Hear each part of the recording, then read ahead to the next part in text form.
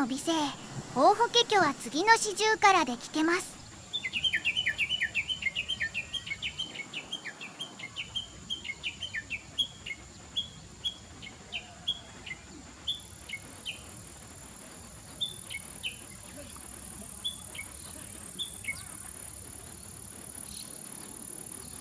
四十からです。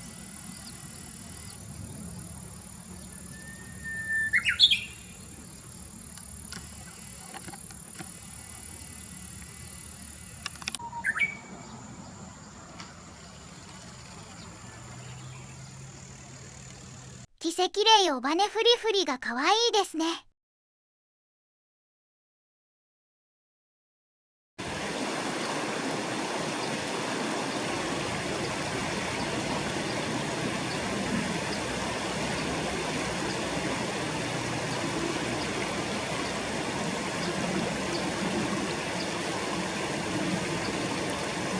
赤霊の水浴びです。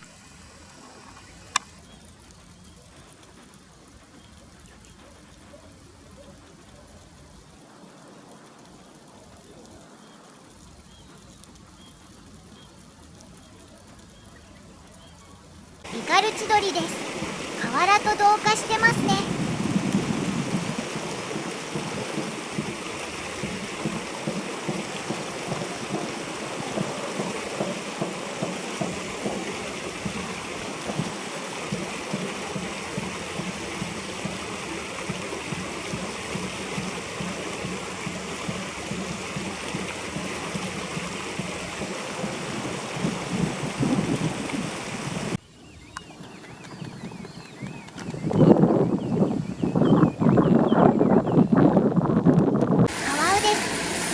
乾かしてますね。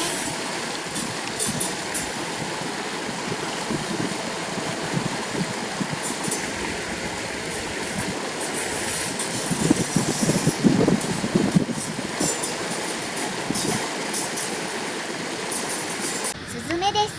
何羽いるかわかるかな。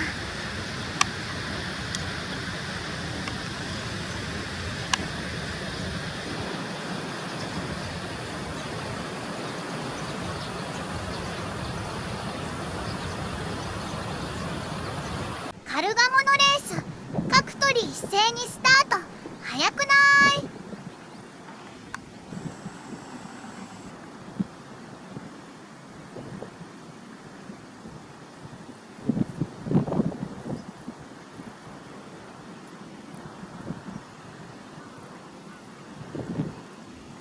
ホオジロの鳴き声。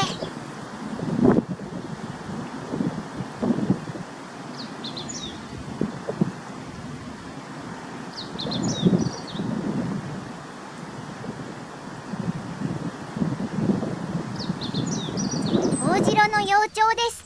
写真は親子一緒にいます。最後までご視聴ありがとうございました。